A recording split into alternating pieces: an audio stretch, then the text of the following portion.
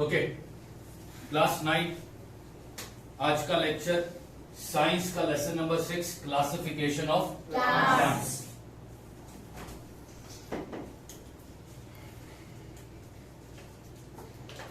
इस चैप्टर में तुम प्लांट के क्लासिफिकेशन के बारे में पढ़ने वाले हो, लेकिन क्लासिफिकेशन ऑलरेडी तुमने पढ़ा है स्टैंडर्ड 8 का साइंस का chapter number 1 classification of living organism.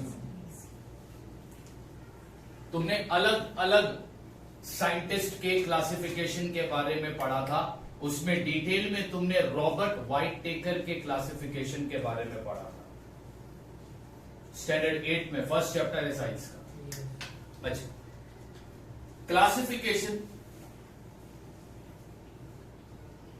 क्यों जरूरी है? क्लासिफिकेशन का मतलब क्या है? Division of living organism in groups and subgroups is called classification. Division of living. Organism. अच्छा, एक बात बताओ, ऑर्गेनिज्म के लिविंग ऑर्गेनिज्म को ग्रुप में डिवाइड किया क्यों?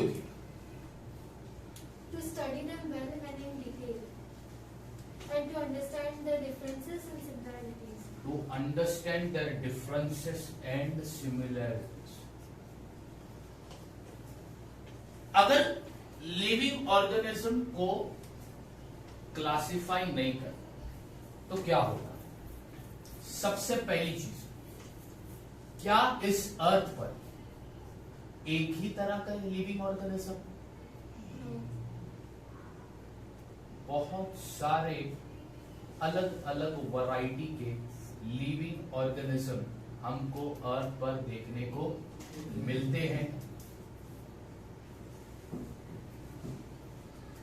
अर्थ को कहा जाता है बायोडाइवर्स। क्या कहा जाता है? Biodiverse. अच्छा, बायो का मतलब होता है लाइफ। बायो का मतलब क्या होता है? Life. और डाइवर्स का मतलब होता है वैरायटी। डाइवर्स का मतलब क्या है? Variety. यानी लिविंग ऑर्गेनिज्म में हमें अलग अलग वैरायटी देखने को मिलती है भैया। मान लो अब तुम्हारे पास 9 सब्जेक्ट है, 3 लैंग्वेज है, 2 सोशल स्टडीज है, 2 मैथ्स है और 2 साइंस है। तुम्हारे सब्जेक्ट कितने ओवरऑल? 9 सब्जेक्ट।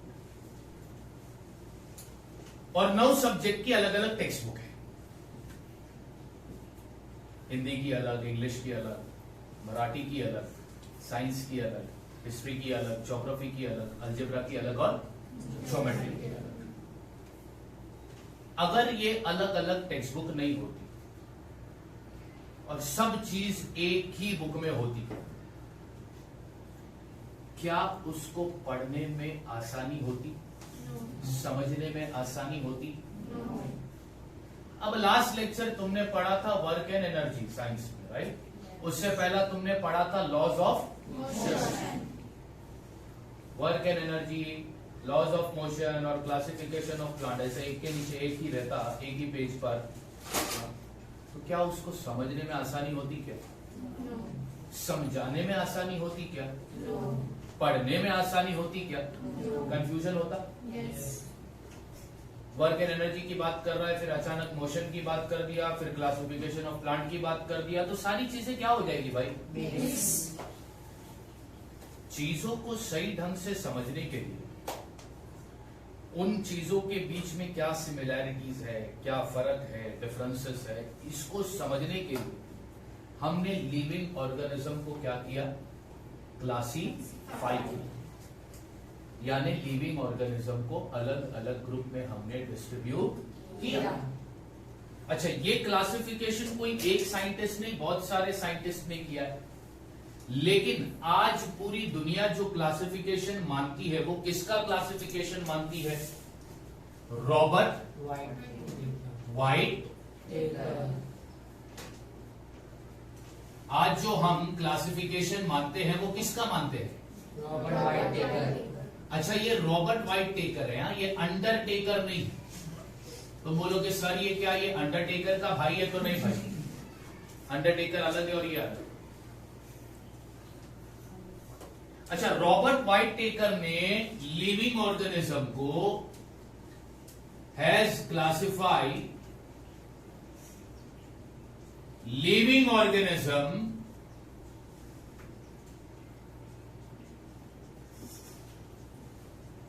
into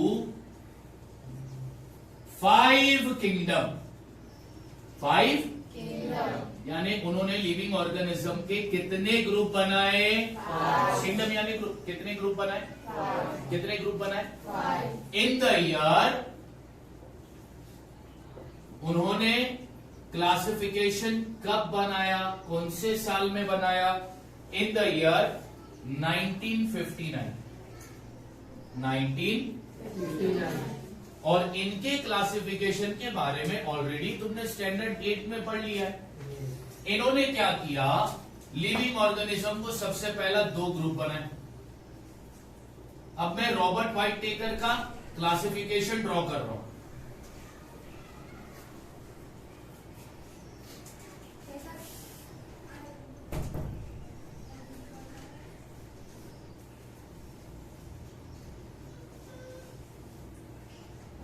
ठीक है, एक ग्रुप बनाया प्रोकैरियोट का,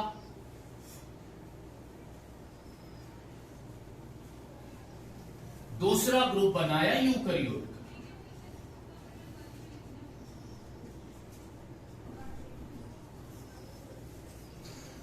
ठीक है बच्चों, अब तुम बोलोगे सर ये प्रोकैरियोट की यूकैरियोट क्या है? मैंने स्टैंडर्ड 8 में भी समझा चुका हूं कि प्रोकैरियोट और यूकैरियोट क्या है। ये सेल के टाइप है। किसके टाइप? सेल के टाइप।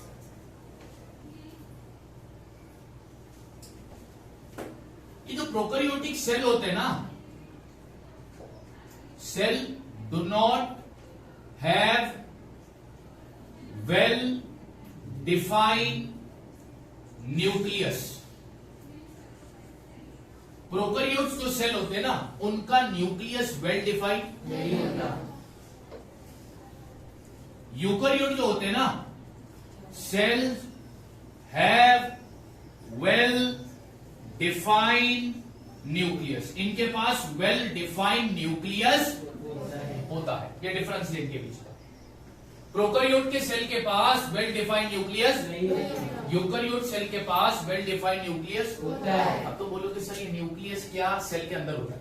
कहां पर होता है? सेल के अंदर। सेल के अंदर का एक पार्ट है, सेल के अंदर का एक ऑर्गन है जिसको हम कहते हैं न्यूक्लियस। समझ में आ रही बात? ठीक है। अब प्रोकैरियोट में इन्होंने किसको लिखा? प्रोकैरियोट के अंदर इन्होंने यूनिसेल्यूलर ऑर्गेनिज्म लिखे। कौन से ऑर्गेनिज्म लिखे? यूनिसेल्यूलर यानी वो ऑर्गेनिज्म जो एक सेल से बना हो। कितने सेल से बना हो? हर लिविंग ऑर्गेनिज्म सेल से बना है। हमारे बॉडी का लिविंग ऑर्गेनिज्म, सारे लिविंग ऑर्गेनिज्म के बॉडी का सबसे इंपॉर्टेंट पार्ट, फंक्शनल पार्ट कौन सा है? Cell. The fundamental and the functional unit of a living organism is called cell. Cell है तो अपन है, सेल नहीं तो। अब यूनिसेल्यूलर में इन्होंने जो किंगडम पहला बनाया, किंगडम 1, उसका नाम है मोनेरा। क्या नाम है? मोनेरा। रॉबर्ट वाइट टेकर ने सारे लिविंग ऑर्गेनिज्म को कितने किंगडम में डिवाइड किया? 5। तो मोनेरा, ये लिविंग ऑर्गेनिज्म की जो प्रजाति है, ये प्रजाति के जो सेल है, ये जो प्रजाति है वो कितने सेल से बनी है? 1। और इनका सेल जो है वो प्रोकैरियोटिक है या यूकैरियोटिक है? प्रोकैरियोटिक। क्लियर? अब फिर इन्होंने क्या किया? यूकैरियोट को 2 पार्ट में क्लासिफाई किया। कितने पार्ट में? 2।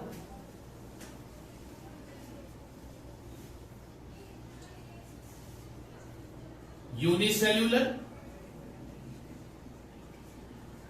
मल्टीसेल्यूलर।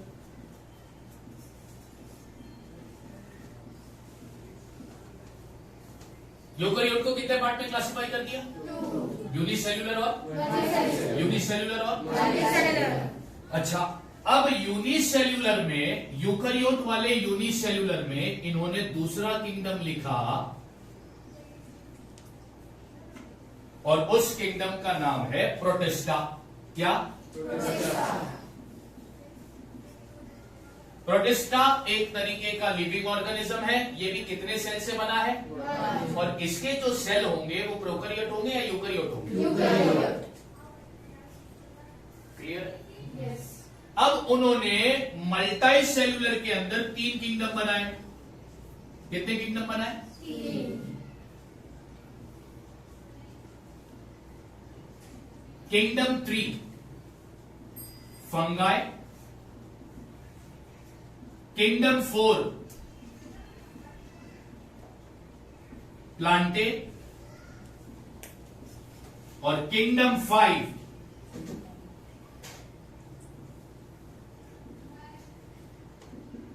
एनिमेलिया। इस तरह रॉबर्ट वाइट टेकर ने सारे लिविंग ऑर्गेनिज्म को 5 किंगडम में डिवाइड। किंगडम 1 का नाम क्या है? किंगडम 2 का नाम? किंगडम 3 का नाम? किंगडम 4? किंगडम 5? किंगडम 4 में सारे प्लांट आ गए, किंगडम 5 में सारे एनिमल आ गए। तुम्हारे चैप्टर का नाम क्या है? यानी इस चैप्टर में तुम क्या पढ़ने वाले हो? कौन सा किंगडम पढ़ने वाले हो? किंगडम, यानी तुम प्लांट को क्लासिफाई करो। अच्छा, ये फ्लो चार्ट एग्जाम में पूछ सकता है। रॉबर्ट वाइट टेकर का क्लासिफिकेशन का चार्ट बनाओ। तो living organism, prokaryote, eukaryote. Prokaryote यानी वो सेल जिनके पास वेल डिफाइंड न्यूक्लियस नहीं होता। यूकैरियोट यानी वो सेल जिनके पास वेल डिफाइंड न्यूक्लियस होता है। प्रोकैरियोट सिर्फ यूनिसेल्यूलर होते हैं, यूकैरियोट यूनिसेल्यूलर भी होते हैं और प्रोकैरियोट में यूनिसेल्यूलर होते हैं, उसमें आ गया पहला किंगडम। यूकैरियोट में जो यूनिसेल्यूलर है उसमें दूसरा किंगडम डाल दिया, और जो मल्टी सेल्यूलर है उसमें 3 किंगडम आ गए, फंगाई, प्लांटे और मैंने बता दिया, क्लियर कर दिया कि हर लिविंग ऑर्गेनिज्म सेल से बना है। कुछ एक सेल से बने, कुछ बहुत जो एक सेल से बना वो यूनिसेल्यूलर, जो बहुत सारे सेल से बना वो मल्टीसेल्यूलर। समझ में आ गई बात? Yes. इस चैप्टर में हम किसका क्लासिफिकेशन पढ़ने वाले? यानी इस चैप्टर में हम किंगडम 4 प्लांटे के बारे में पढ़ने वाले हैं। स्टैंडर्ड 10th में तुम किंगडम 5 पढ़ोगे, एनिमेलिया। बात समझ में आ गई? स्टैंडर्ड 10th में तुम किसका क्लासिफिकेशन पढ़ोगे? एनिमल का। स्टैंडर्ड 9th में हम किसका क्लासिफिकेशन पढ़ेंगे? बात समझ आ रही कि नहीं आ रही? ठीक। अभी एक सवाल है, इंपॉर्टेंट क्वेश्चन है।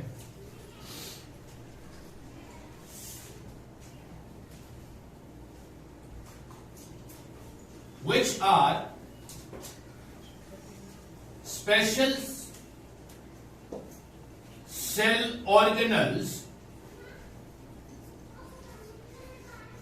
that differentiate in plants and animal cell?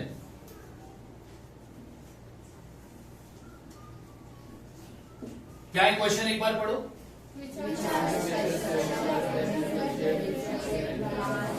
That differentiate। अच्छा, इसका मतलब समझ में आया? इस क्वेश्चन का मतलब समझ में आया? प्लांट सेल और एनिमल सेल में डिफरेंट क्या है? ऐसा कौन सा ऑर्गेनल है जो प्लांट सेल में है और एनिमल सेल में नहीं? तो उस ऑर्गेनल का नाम है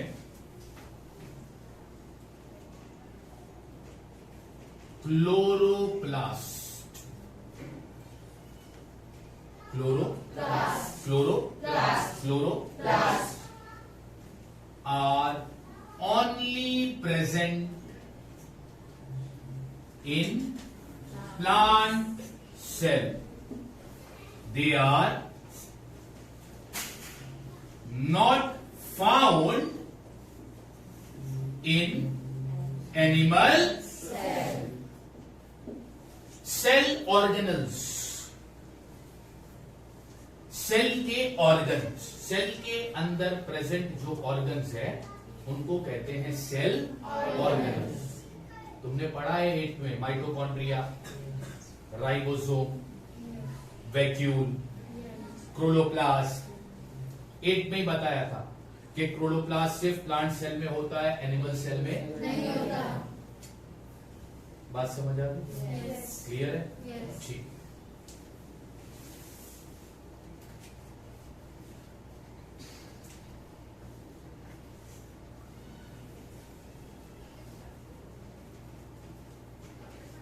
In the year 1883,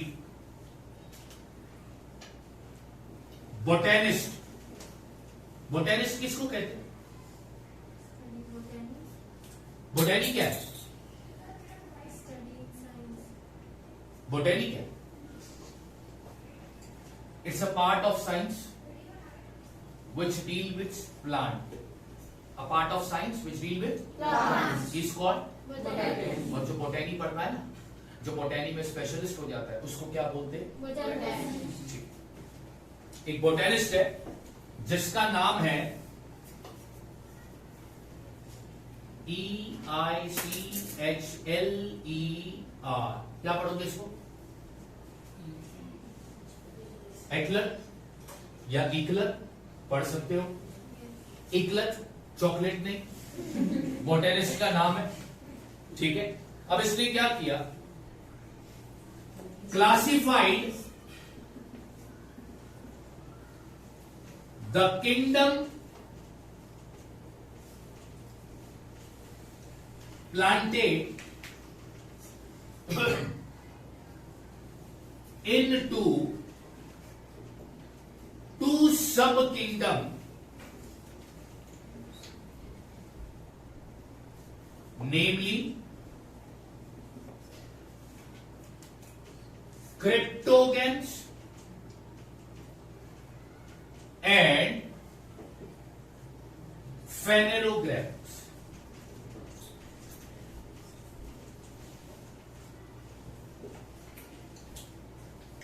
Robert white taker ने जो क्लासिफिकेशन बनाया वो कौन से साल में बनाया? लेकिन उससे पहले एक बोटेनिस्ट था जिनका नाम है एक्लर। उन्होंने प्लांट किंगडम प्लांटे को 2 ग्रुप में डिवाइड, और उन 2 ग्रुप के नाम क्या है? क्रिप्टोगैम, फेनेरो। बात समझ में आई? आया ना? ये क्लासिफिकेशन किसका है? किस किंगडम का है? Kingdom Plantae, kingdom Plantae, kingdom Plantae. Kingdom Plantae को 2 ग्रुप में बांटा, क्रिप्टोगैम, फेनेरोगैम। किसने बांटा? कौन से ईयर में? कौन से ईयर में? कौन से ईयर में? 1883। इतना याद रहेगा? Yes. आया ना? ये जो क्लासिफिकेशन है सारे लिविंग ऑर्गेनिज्म का है। रॉबर्ट वाइट टेकर ने जो क्लासिफिकेशन दिया वो सारे लिविंग ऑर्गेनिज्म का। एक्लर ने जो क्लासिफिकेशन दिया वो सिर्फ कौन सी किंगडम का दिया? प्लांटे, उन्होंने किंगडम प्लांटे के कितने ग्रुप बनाए? 2। 2 सब ग्रुप बनाए। Yes. एक का नाम क्या दिया Cryptogam. और दूसरे का? Phanerogam. थोड़ी देर में मैं तुमको बताऊंगा कि क्रिप्टोगैम और फेनेरोगैम में डिफरेंस, यानी क्रिप्टोगैम्स और फेनेरोगैम्स ये प्लांट्स ही है। कि प्लांट को 2 ग्रुप में बांटा है, ग्रुप के नाम है। और ये नाम क्यों दिया वो अपन थोड़ी देर में समझेंगे कि ये नाम क्यों दिया। अच्छा, इन्होंने ये जो क्लासिफिकेशन किया, प्लांट को 2 ग्रुप में बांटा ना, अब ये क्लासिफिकेशन के लिए उन्होंने कुछ पॉइंट कंसिडर किए।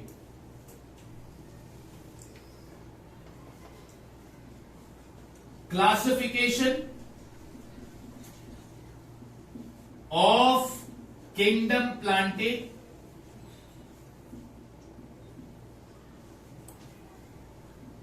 is based on the following points.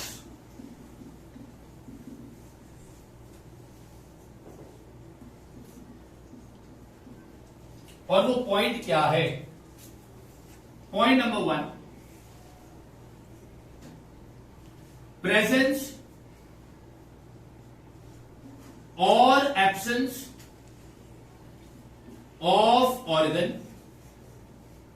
Point number 2, presence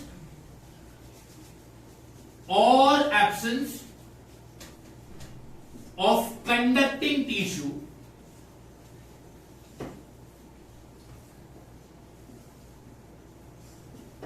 Point number 3, presence or absence of seeds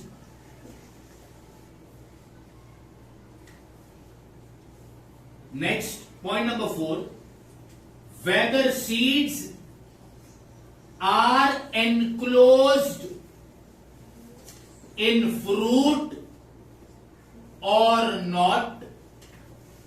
Point number 5, number of cotyledons in the seeds, that is 1 or 2. कितने पॉइंट लिखा है मैंने?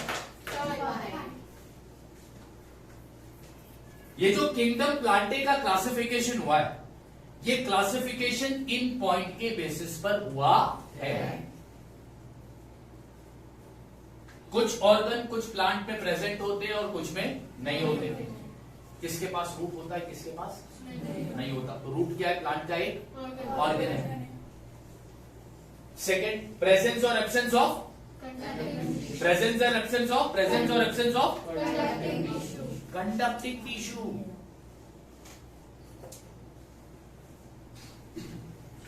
Conducting tissue कितने हैं पहला वो देखो। एक है जाइलम और दूसरा है फोलम। ये दो क्या है? ये दो क्या है? ये क्या करते हैं? Transport food and water in the plants, in the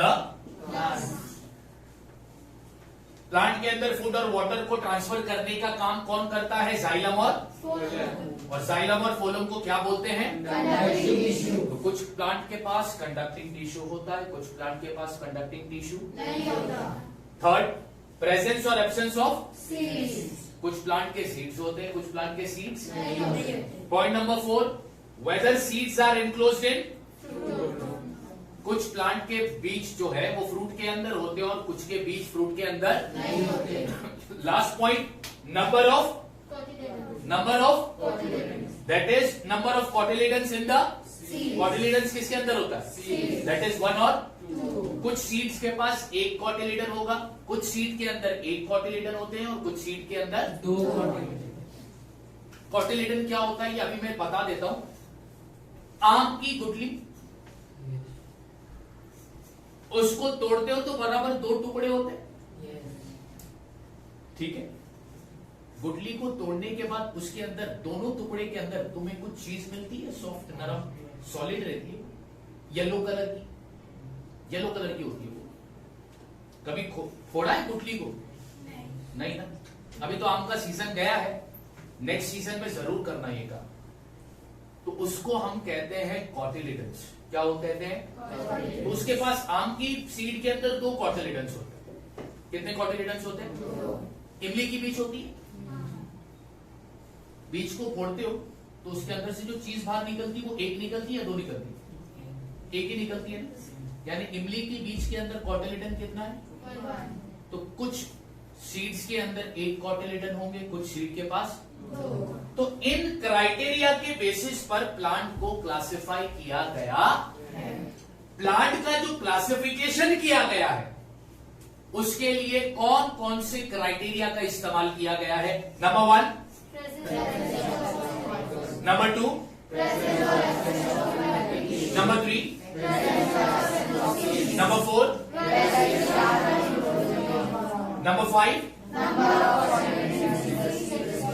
ये सारे क्या है, क्राइटेरिया है जिनके बेसिस पर क्या किया गया है, ऑफ प्लांटे।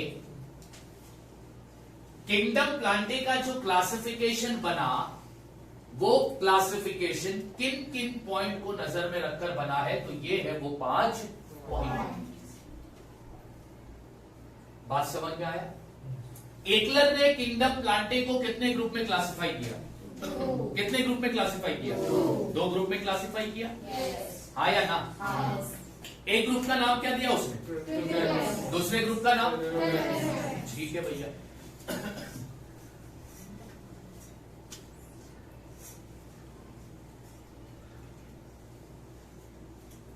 अब ये क्रिप्टोगैम्स और ये फेनेरोगैम्स के बीच का डिफरेंस देखते हैं क्या है, ठीक है, ताकि क्लासिफिकेशन को समझने में और भी अच्छे से समझ में आएगा, आसानी होगी। तो क्रिप्टोगैम और फेनेरोगैम का डिफरेंस मैं लिख देता हूं, उसके बाद मैं समझाता हूं। Point number 1, they have hidden reproductive organ। इधर point number 1, they have visible reproductive organ। पहला डिफरेंस मैंने लिखा दिया। क्रिप्टोगैम्स जो प्लांट होते हैं उनका रिप्रोडक्टिव ऑर्गन कैसा होता है? अब रिप्रोडक्टिव ऑर्गन यानी बच्चा पैदा करने वाला ऑर्गन, समझ में आ रही बात? क्रिप्टोगैम्स प्लांट का रिप्रोडक्टिव ऑर्गन कैसा है? फेनेरोगैम प्लांट का रिप्रोडक्टिव ऑर्गन कैसा है? यानी वो दिखाई, वो दिखाई, वो दिखाई, ये पहला डिफरेंस। दूसरा,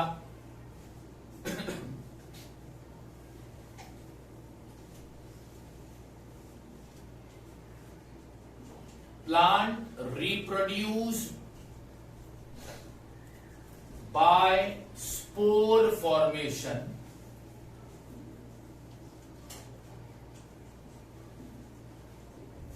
and do not produce seed।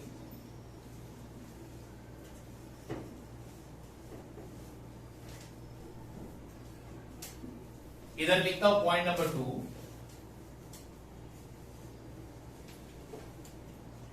plants have special structure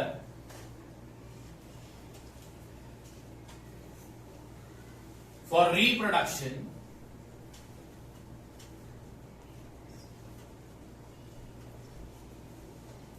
and produce seeds।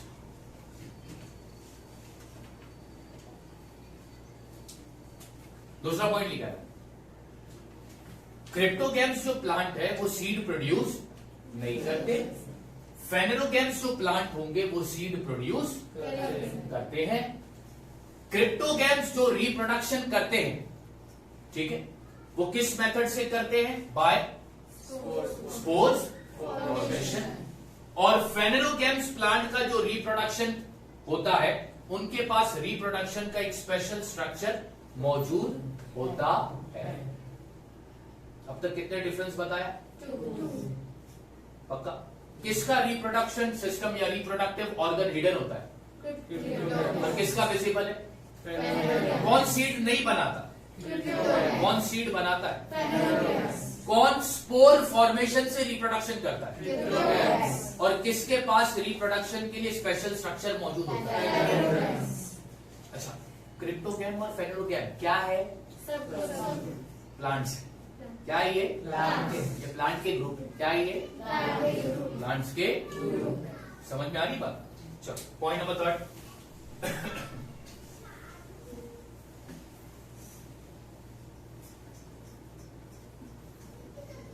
they include 3 division। Number 1,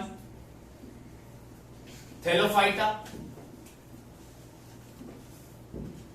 number 2 bryophyta,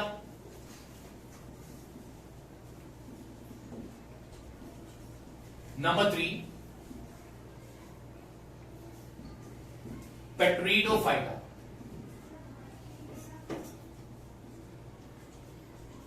नाम सुनकर डर नहीं जाना, 104 का बुखार मत लेके आना। They include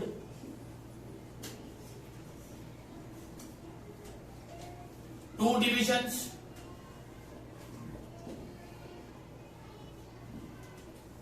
gymnosperm and angiosperm.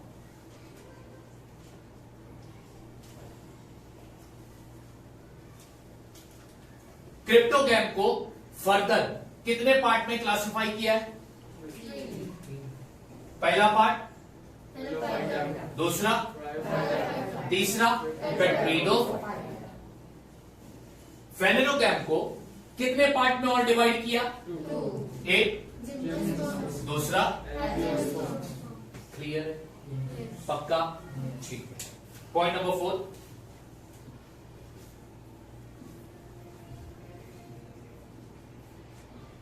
conducting tissue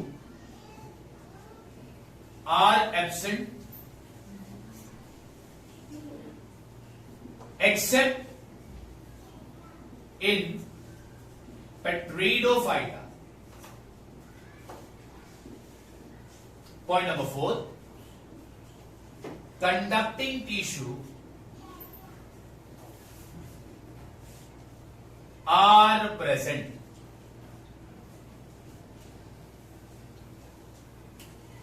cryptogam plants को और कितने पार्ट में डिवाइड किया है? Thallophyta, bryophyta.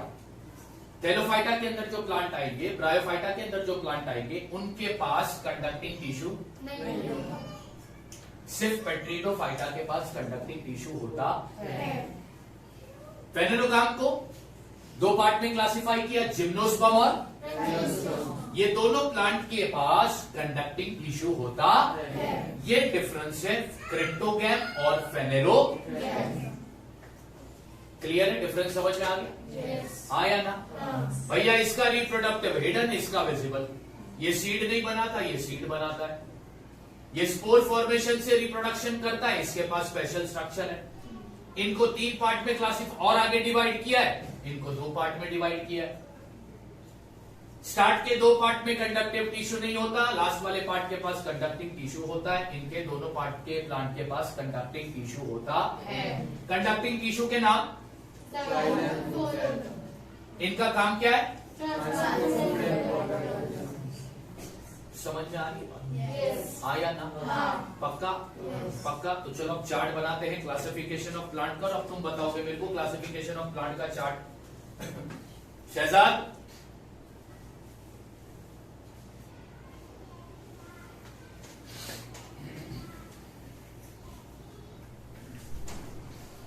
ये दिख रहा है क्या? ठीक, पहला मैं चार्ट बना दूं बच्चों। Classification of what? Kingdom, kingdom,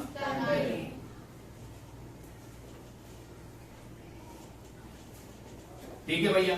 अब तुम बताओ किंगडम प्लांटे को कितने सब ग्रुप में हमने डिवाइड किया था? 2। एक क्रिप्टो, दूसरा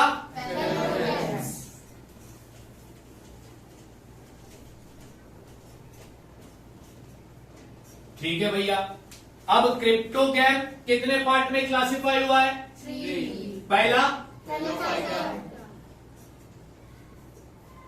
दूसरा,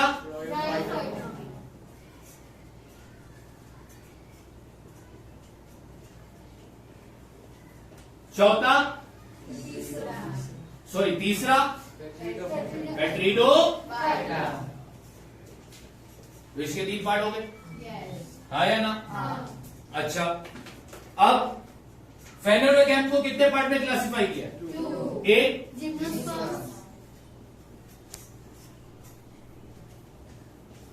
और दूसरा एंजियोस्पर्म्स। ये है classification of kingdom.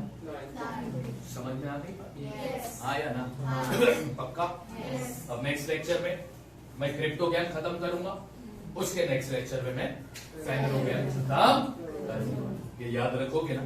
Yes. Easy है ना? Yes. नाम से डरोगे नहीं ना? नहीं. चीजें समझ में आ गई ना? Yes. ठीक।